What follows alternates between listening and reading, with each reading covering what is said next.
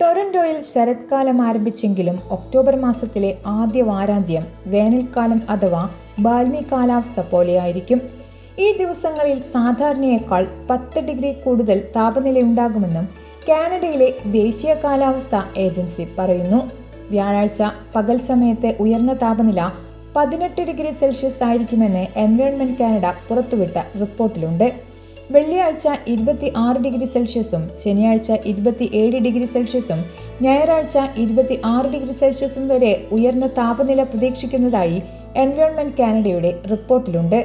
തിങ്കളാഴ്ച വരെ ചൂടുള്ള കാലാവസ്ഥ തുടരും. ഈ ദിവസങ്ങളിൽ മഴയ്ക്കുള്ള സാധ്യതയും കൂടുതലാണ്. അതേസമയം സുഖകരമായ ചൂടുള്ളതും സൗമ്യവും ശാന്തവുമായ ഒരു കാലാവസ്ഥയെയാണ് ഇവിടെ ബാൽമി എന്നതുകൊണ്ട് ഉദ്ദേശിക്കുന്നത്. ഉന്മേഷദായകവും ശാന്തവുമായ ഒരു അനുഭവം, ഇളം കാറ്റ്, പുറത്തെ കാഴ്ചകൾ ആസ്വദിക്കാൻ അനുയോജ്യമായ താപനില എന്നിവയാണ് ഇതിന്റെ സവിശേഷത.